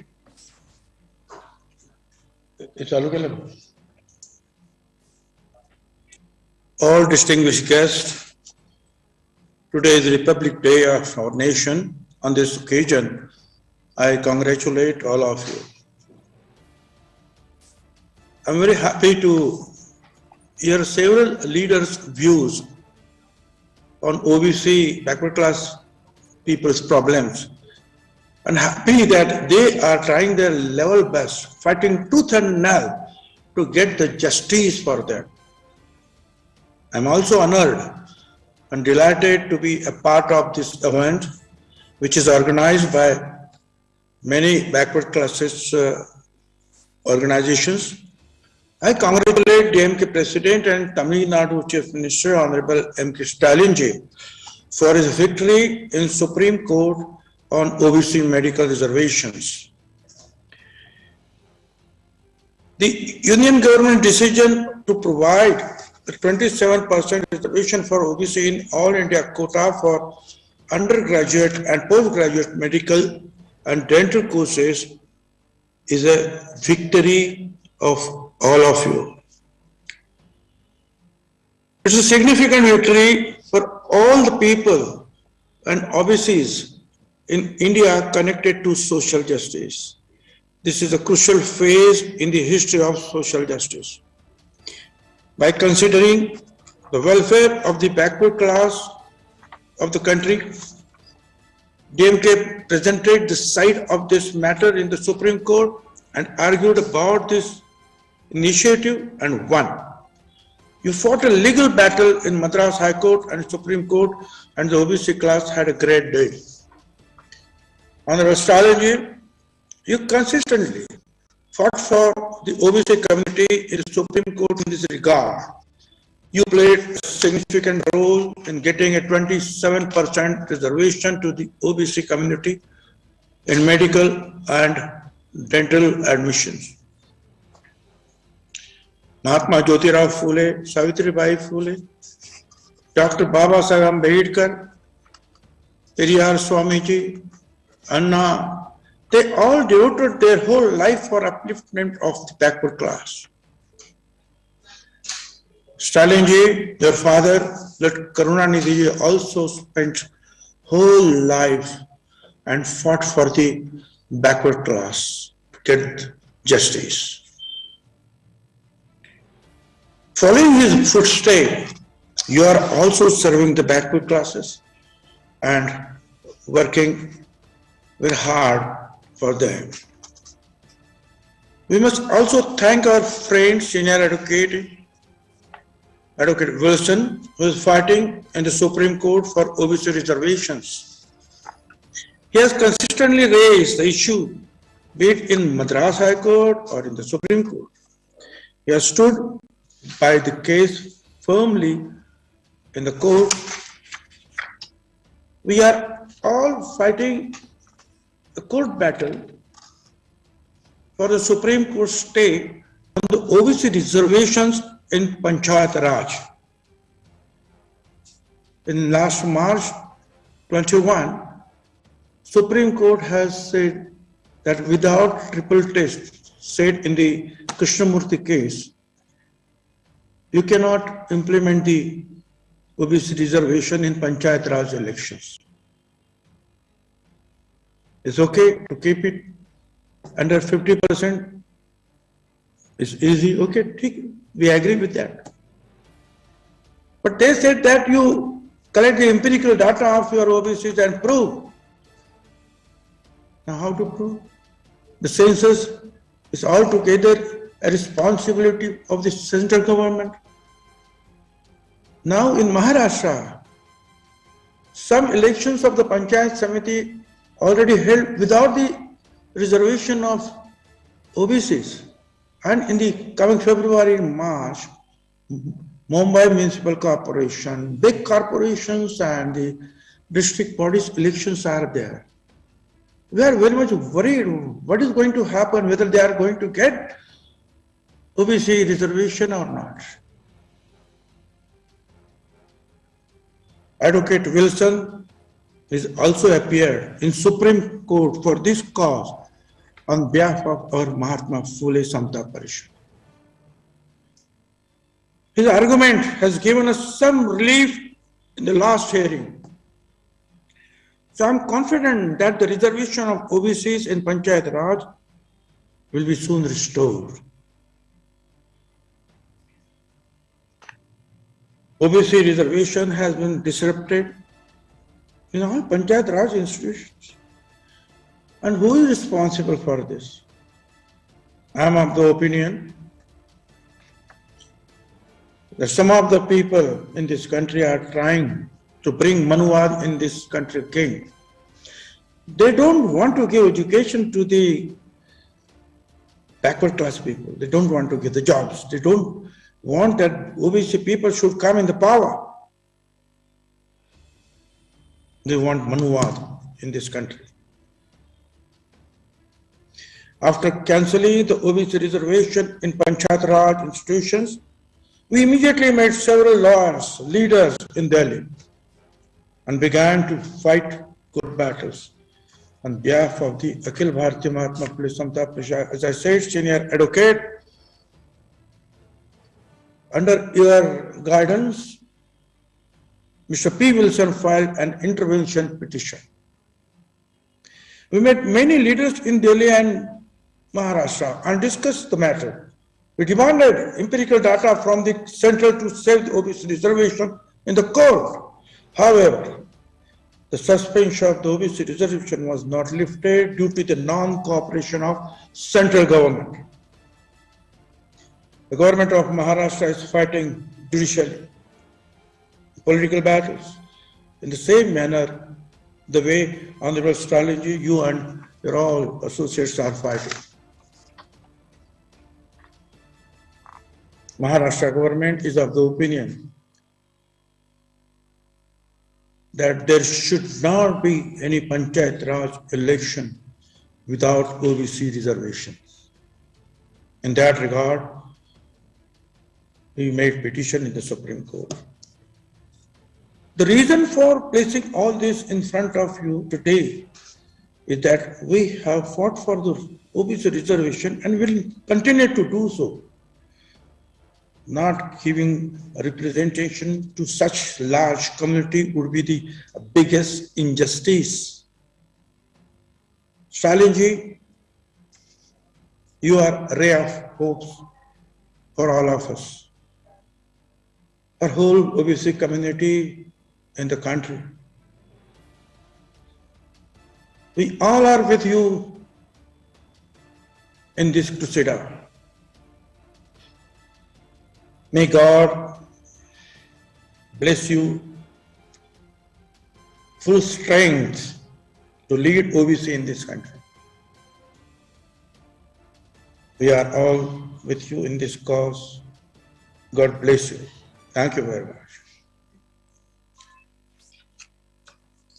Thank you, sir. I now invite our special guest of honor, Honorable Shri Tejasvi Yadav, the former Deputy Chief Minister and currently Leader of Opposition Bihar, to deliver his address. Thank you for inviting me, and सबको नमस्कार and happy Republic Day. और सबसे पहले हमारे भाई Stalin साहब को मैं धन्यवाद कहता हूं, कॉन्ग्रेचुलेट करता हूं, मैनी कॉन्ग्रेचुलेशन। जो उन्होंने लड़ाई लड़ी है वो काबिल तारीफ है, और सिर्फ बैकवर्ड कम्युनिटी नहीं, जो भी शोषित वंचित समाज जो है, बैकवर्ड हमारी सोसाइटी जो रही है, उन सब की नजरें जो थी स्टालिन साहब पे थी।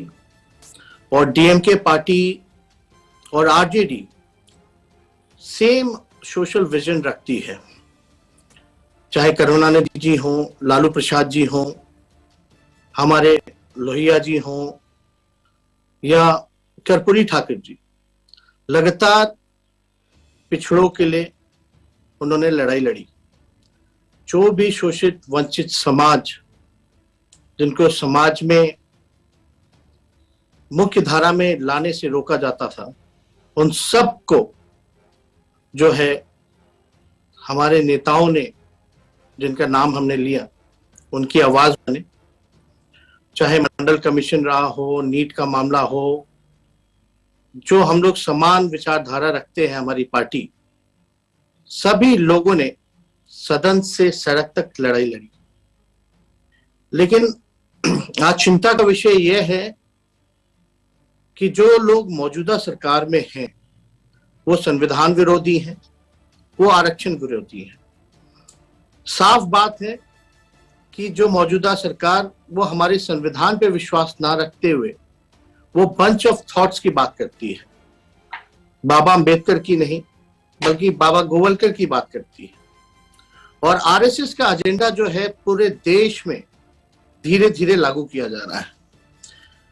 आज जो हमें अधिकार में जो मिला है उसके लिए हम लोगों को लड़ाई लड़ना पड़ रहा है, और इसके लिए स्पेशल थैंक्स हम लोग डीएमके पार्टी को, स्टालिन साहब को देना चाहेंगे कि उन्होंने कोर्ट में इस मामले को लेकर के गए, लोगों को न्याय मिला। लेकिन असली लड़ाई ये है कि जब तक कास्ट सेंसस नहीं होगा तब तक रियल पिक्चर जो है वो सामने नहीं आएगी। कास्ट सेंसस को लेकर के डीएमके ने भी और आरजेडी ने भी बड़ी मजबूती के साथ जो है देश के पार्लियामेंट में आवाज उठाया, और मौजूदा जो सरकार है उसका साफ हम लोगों को संदेश दिया गया कि अगर वो कास्ट सेंसस को नकारते हैं, डिसमिस करते हैं पार्लियामेंट में, तो ये समझा जाए कि वो सोशल जस्टिस को नहीं मानते हैं। उन्होंने सोशल जस्टिस को इनकार किया है, डिसमिस किया है। अभी भी आप देखेंगे जो मंडल कमीशन लागू हुआ उसमें हमारे नेता लालू जी जो है या और तमाम नेता जो है, वीपी सिंह जी के समय ये लागू हुआ, लेकिन अभी भी पूरी तरीके से ये मामला जो है पूरा नहीं हुआ है। अभी भी कई 10% जो है आप कह सकते हैं मंडल कमीशन का इम्प्लीमेंटेशन जो है वो होता है। तो मौजूदा सरकार में हम लोगों को सरकार से कोई उम्मीद नहीं है, क्योंकि हम पार्लियामेंट में ये बात रखा, एक बार नहीं कई बार रखा, पार्लियामेंट में साफ तौर पे कास्ट सेंसस को नकार दिया गया। और बिहार की असेंबली में हम लोगों ने प्रस्ताव रखा था कास्ट सेंसस का, जिसको लेके सर्वदलीय सहमति से एक बार नहीं बल्कि 2 बार पास किया गया, ना कि केवल बिहार विधानसभा में बल्कि बिहार विधान परिषद में भी, इंक्लूडिंग बीजेपी। जब हम लोग को लगा कि पार्लियामेंट में मना कर दिया कास्ट सेंसस को लेकर के, तो हम लोगों का विचार रहा कि बिहार विधानसभा का जो प्रस्ताव था तो एक टीम बनाया जाए, सर्वदलीय हमारा ही प्रस्ताव था। चाहे नीतीश कुमार जी उन्हीं के नेतृत्व में हम चले, प्रधानमंत्री से मिलकर आए, अपनी बात को रखें। भले ही वो किसी भी विचारधारा से प्रधानमंत्री ताल्लुक रखते हो, लेकिन वो देश के प्रधानमंत्री, हमारा अधिकार है उनसे मिलकर के अपनी बात को रखने का। लेकिन साफ तौर पे उसके बाद भी पार्लियामेंट में जब सवाल आया कास्ट सेंसस का तो मना हो गया। तो हम लोगों का राय था कि कई साउथ में भी कई ऐसी पार्टियां हैं जिन्होंने अपने बलबूते पे कास्ट सेंसस कराया है। तो हम लोग जो है बिहार में भी, बिहार सरकार से हमने आग्रह किया है कि वो अपने खर्चे पर जो है कास्ट सेंसस कराए। अब कास्ट सेंसस जब होगा तो सही पिक्चर पता चलेगा कि किसकी कितनी आबादी है, उसके हिसाब से उसकी हिस्सेदारी होनी चाहिए। और चाहे नौकरियों में, एजुकेशन में जो बैकवर्ड क्लासेस हैं, एक्सट्रीम बैकवर्ड क्लासेस हैं, उनको लाभ होगा, क्योंकि दलित का पहले से ही बाबा साहब ने अधिकार दिया हुआ है। और जब सही पिक्चर जब सामने आएगा तो कई सरकारी योजनाएं भी जो हैं वो अलग से बजट में प्रोविजन करके उनके लिए बनाया जाए ताकि उनके लिए लाभकारी हो। और ये केवल ये जब हम लोग कास्ट सेंसस की बात करते हैं तो लोगों को लगता है कि हम लोग जातिवादी फैला रहे हैं, जात पात को फैला रहे हैं। लेकिन उन लोगों को ये समझने की जरूरत है, हम लोग जात पात नहीं, हम लोग इक्वलिटी की बात कर रहे हैं, बराबरी की बात कर रहे हैं। जो सदियों से जिनको शिक्षा नहीं मिली, जिनको रोजगार नहीं मिला, जिनको सम्मान नहीं मिला, कम से कम वो भी आए, हमारे समान लोगों को सम्मान मिले, लोगों को अधिकार मिले, ताकि पढ़ाई में, रोजगार में लोगों को जो है लाभ पहुंचे। अब नीट का मामला हो, इससे पहले 13 रोस्टर का मामला हो, ये लगातार आरक्षण खत्म कर रहे हैं, रिजर्वेशन खत्म कर रहे हैं। अब चिंता का विषय यह है कि अब हर चीज को प्राइवेटाइज कर दी है सरकार। जहां भी सरकारी संस्थानें थी, जहां भी आरक्षण मिला करता था, आप समझिए कि वो संस्थान को ही खत्म कर देगी तो आरक्षण तो बस कहने की बात होगी। यानी बड़े चालाकी से, बड़े तरीके से ये आरक्षण को ही समाप्त करना चाहते हैं, लेकिन सामने आकर के नहीं। तो ये सारी चीजें हम लोगों को समझनी है कि इनका जो आरएसएस का जो डिजाइन है ये हम लोगों के लिए कितना खतरनाक है। और इसके लिए ये नीट का मामला है, ये तो बस शुरुआत है। लेकिन आप देखिएगा इससे पहले भी दलितों के लिए जो कानून था उसको भी खत्म किया गया। तो धीरे धीरे धीरे धीरे धीरे ये हम लोगों को बांटना चाहते हैं, काटना चाहते हैं। तो हम लोगों की जवाबदेही बनती है कि इस मौजूदा समय में जहां सरकारी संस्थानें, all the constitution institutions are playing like a cell of BJP party, मतलब एक पार्टी का प्रकोष्ठ बनकर के सरकारी संस्थानें रह गई हैं। और जो उम्मीद जहां की जाती थी रोजगार का, चाहे रेलवे हो, चाहे एयर इंडिया हो, चाहे ओएनजीसी हो, ये जितनी भी संस्थानें हैं, सब जगह जो है धीरे धीरे धीरे प्राइवेटाइज किया जा रहा है। अब इस लड़ाई को, क्योंकि मंडल कमीशन का भी अब तक पूरा हम लोगों को लाभ नहीं मिला है, रिजर्वेशन एंड प्रमोशन की बात की जाए, दलितों की बात की जाए, हर बार हम लोगों को सड़क पे आना पड़ता है, हर बार लड़ना पड़ता है, तभी ये सरकार जो है सुनती नहीं। इसलिए हम सब लोगों को डेली बेसिस पे, और सबकी जवाबदेही है, जितने भी बैकवर्ड ऑर्गेनाइजेशंस हैं, पॉलिटिकल पार्टी हैं या जो समान विचारधारा रखते हैं, सबको एकजुट करने की आवश्यकता है और एक मुहिम छेड़ने की जरूरत है। लड़ाई लड़नी पड़ेगी कि कभी अगर ऐसी बात आए तो हम इससे निपटने के लिए तैयार रहें। अब ये कम्युनिकेशन जो गैप हो रहा है, इस कम्युनिकेशन गैप को हम कैसे दूर करें, क्योंकि अपने लोग रीजनल्स पार्टी हैं, अपने अपने स्टेट्स में हम लोग सीमित रहते हैं। लेकिन मुझे पूरा भरोसा है जो स्टालिन साहब ने जो किया, कोर्ट लेके गए, या लगातार इनकी पार्टी, इनके नेता लगातार बैकवर्ड्स के लिए लड़ते रहे हैं। तो इस साउथ में आप लोग लड़ रहे हैं बड़े मजबूती के साथ, नॉर्थ में हम लोग बड़े मजबूती के साथ अपनी बातों पर अडिग हैं, लड़ रहे हैं। लेकिन इसको एक दूसरा रूप देने की जरूरत है। We have to take it into a different level now. हमेशा बार बार ये कठिनाइयां आएंगी ही आएंगी, क्योंकि इस सरकार में और कोई हम लोग एक्सपेक्ट नहीं कर सकते। और स्टालिन साहब को भी पता होगा, ये हायर एजुकेशन में रिजर्वेशन तब आया जब हम लोग यूपीए गवर्नमेंट में थे, जब करुणानिधि जी थे, लालू प्रसाद जी थे। 2006 में इसको जब अर्जुन सिंह एचआरडी मिनिस्टर थे, तब हायर एजुकेशन में रिजर्वेशन लाया गया था। तो हम लोग लगातार इस मामले में कभी भी कमजोर नहीं पड़ने वाले। हमेशा, चाहे पार्लियामेंट हो, सड़क हो, सदन हो, मजबूती के साथ हम लोग हमेशा आवाज उठाते रहेंगे। जहां भी जरूरत पड़ेगी हम लोग आगे मिलेंगे। और मुझे खुशी है कि स्टालिन साहब जिस प्रकार से जैसे आगे बढ़ रहे हैं इस मुहिम को लेकर के, हमारी बेस्ट विशेस भी आपके साथ हैं और हमेशा हम लोग आपके साथ खड़े रहने वाले लोग हैं। तो हम इतना ही कहना चाहेंगे कि आप सब लोग एक हों और इसको क्या रूप दिया जाए, एक बार फिर हम लोग सब लोग बैठे और ऑर्गेनाइजेशंस को भी हम लोग जो है मजबूत करें और अपनी बातों को लोगों को ज्यादा से ज्यादा हम लोग समझाएं, कन्विंस करें। क्योंकि जो मीडिया का जो रोल रहता है आजकल, जैसा स्क्रिप्ट दिया जाता है 2 जगह से, वही प्ले करना होता है उन लोगों को। तो हम लोग को की जो परेशानी है, कठिनाई है, इससे हम लोगों को निराश होने की जरूरत नहीं, बल्कि हम लोग और इससे मजबूत हो रहे हैं। तो आप सब लोगों को बहुत बहुत धन्यवाद। सब लोगों का आशीर्वाद, प्यार लगातार आप सब लोगों का मिलता रहता है। हमेशा इस फ्रंट पे आप लोग ऑर्गेनाइजेशन, जितने भी हमारे ऑर्गेनाइजेशन है और ऑर्गेनाइजर हैं, उनको भी हम धन्यवाद कहते हैं कि हम सब लोगों को एक प्लेटफॉर्म पे आपने ला करके डिस्कशन कराएं। और स्पेशल थैंक्स टू स्टालिन साहब। Thank you everyone. Thank you, sir. We are indeed very grateful for you taking time out of your packed schedule to join us today.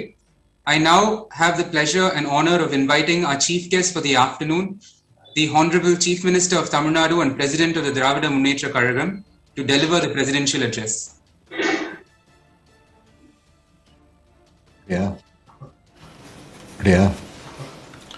திராவிடர் கழகத்தினுடைய தலைவர் மாண்புமிகு ஐயா ஆசிரியர் அவர்களே, ஏஐபிசிஎஃப் அமைப்பினுடைய தலைவர் மற்றும் ஒருங்கிணைப்பாளர் மாண்புமிகு நீதியரசர் திரு ஈஸ்வரையா அவர்களே, மாண்புமிகு மகாராஷ்டிரா மாநிலத்தினுடைய உணவுத்துறை அமைச்சர் ஷகன் சந்திரகாந்த் புஜ்பால் அவர்களே, மாண்புமிகு ஆந்திர மாநிலத்தினுடைய கல்வித்துறை அமைச்சர் டாக்டர் ஆதி மூலப்பு சுரேஷ் அவர்களே, பீகார் சட்டமன்றத்தினுடைய எதிர்க்கட்சி தலைவர் தேஜஸ்வி யாதவ் அவர்களே, திராவிட முன்னேற்ற கழகத்தினுடைய நாடாளுமன்ற உறுப்பினரும் 27 விழுக்காட்டு சட்ட போராளியுமான வழக்கறிஞர் திரு வில்சன் அவர்களே, கேரள இந்திய யூனியன் முஸ்லீம் லீக் கட்சி எம்பி திரு ஈடி முகமது பஷீர் அவர்களே, அகில இந்திய திரிணாமுல் காங்கிரஸ் நாடாளுமன்ற கட்சி தலைவர் திரு டெரெக் ஒபிரையன் அவர்களே, ராஷ்டிரிய ஜனதாதளம் கட்சியினுடைய நாடாளுமன்ற உறுப்பினர் திரு மனோஜ்குமார் ஜா அவர்களே,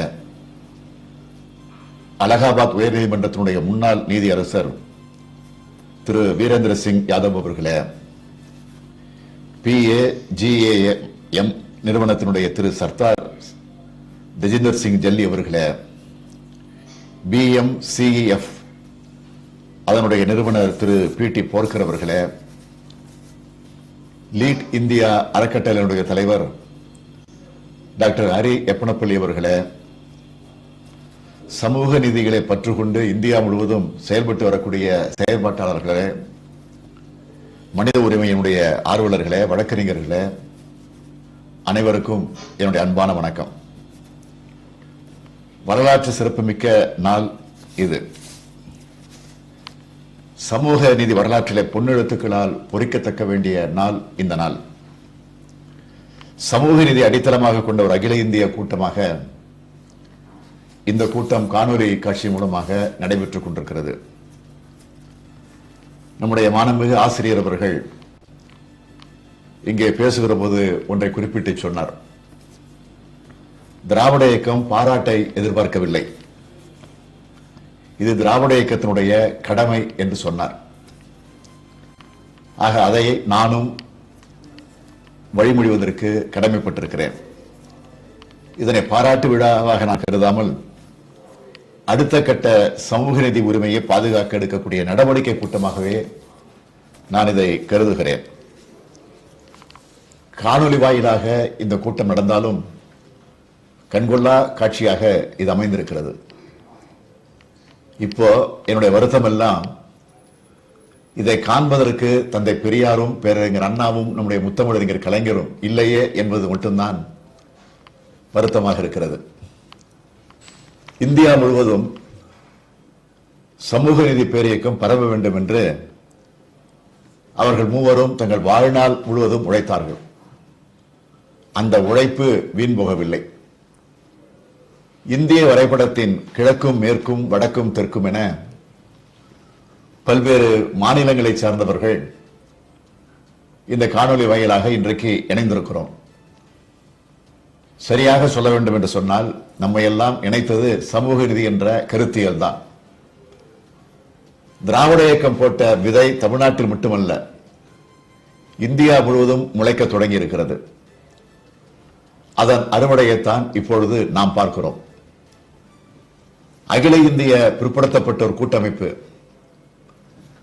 SRA, PAGAM, BAMCEF, We the People மற்றும் லீட் இந்தியா ஆகிய அமைப்புகள் இணைந்து ஏற்பாடு செய்திருக்கக்கூடிய சமூக நீதி நிகழ்ச்சியில் பேசிய அனைவரும் அதிகப்படியான அளவுக்கு என்னை பாராட்டி பேசியிருக்கிறீர்கள்.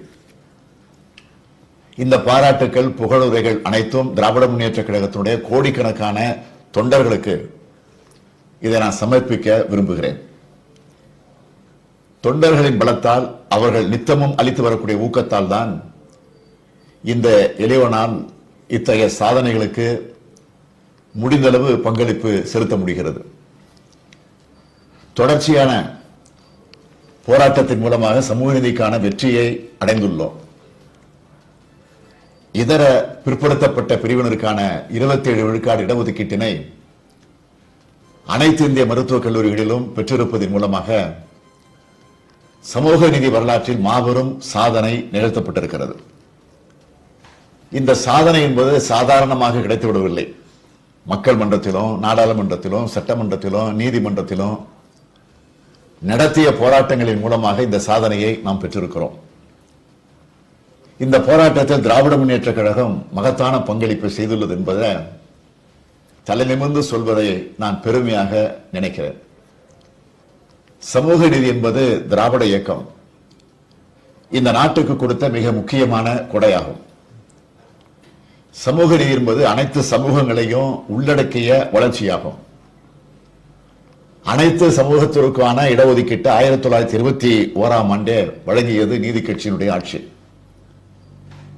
இந்த இடஒதுக்கீட்டுக்கு, அதனுடைய முறைக்கு உச்சநீதிமன்றத்தால் ஆபத்து வந்தப்போ கடுமையாக போராடி 1950ஆம் ஆண்டு அரசியல் சட்ட திருத்தத்தை செய்ய வைத்தவர்கள் பெரியாரும் பேரறிஞர் அண்ணாவும் பெருந்தலைவர் காமராஜரும். பிற்படுத்தப்பட்ட மக்களுக்கு 25 விழுக்காடு இடஒதுக்கீட்ட 31 விழுக்காடாக ஆக்கியது திராவிட முன்னேற்ற கழகம். பட்டியல் இனத்தவர் இடஒதுக்கீட்ட 16 விழுக்காட்டிலிருந்து 18 விழுக்காடாக ஆக்கியதும் திமுக தான்.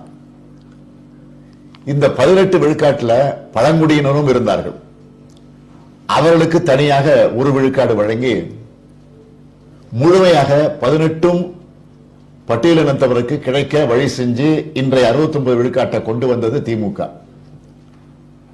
மதம் மாறிய ஆதிதிராவிட கிறிஸ்தவர்களையும் பிற்படுத்தப்பட்டோர் பட்டியலில் சேர்த்ததும் திமுக தான்.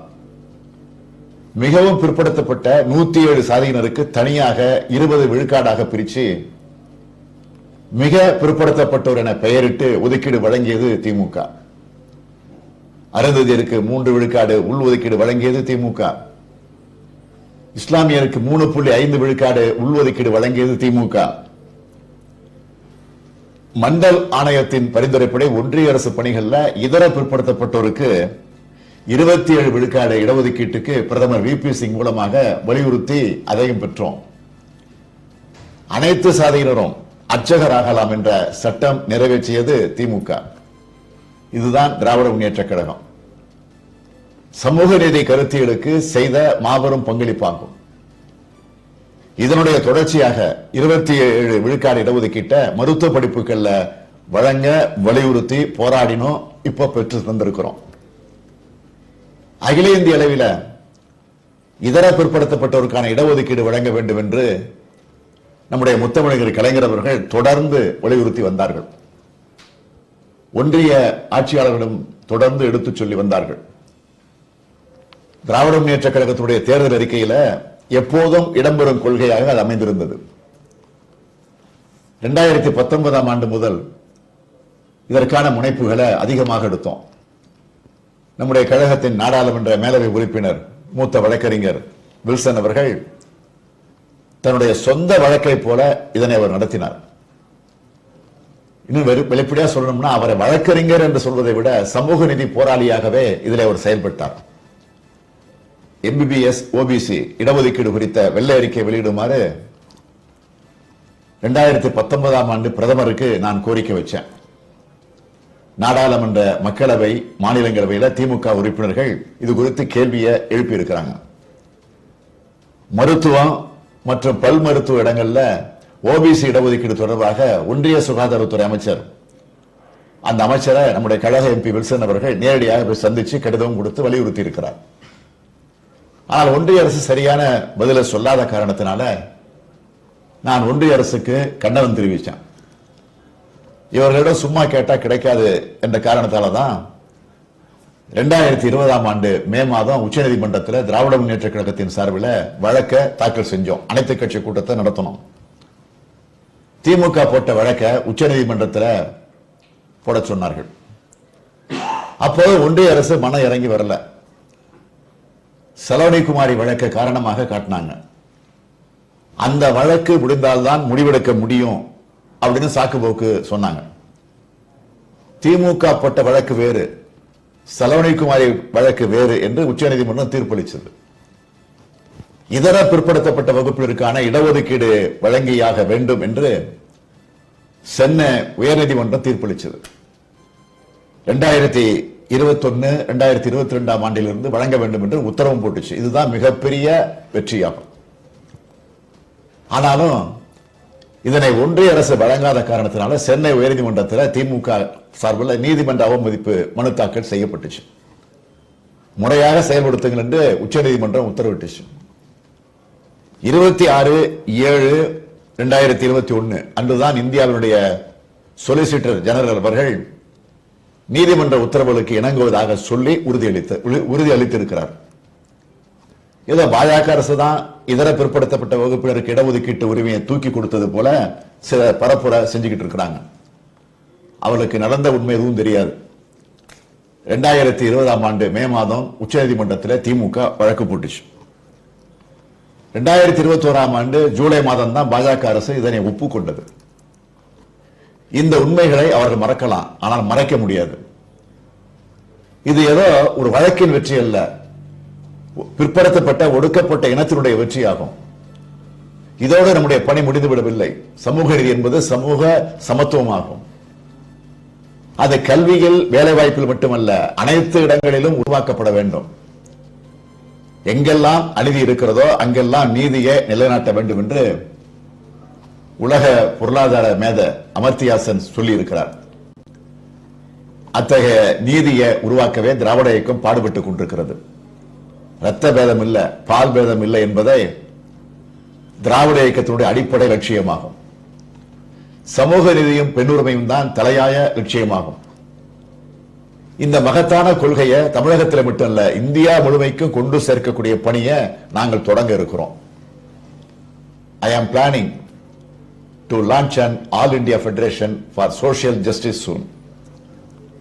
Leaders of depressed classes from all states, those truly concerned about social justice, would be part of it. This federation will provide prompt suggestions for all states to adhere to laws related to social justice. The percentage of backward, oppressed communities may differ with each state. However, the ideology of social justice is same. Everything for everyone will be the base of this federation. This will be a federation that work to achieve the principles of federalism. Let us meet often and uphold social justice. Thank you. நன்றி, வணக்கம்.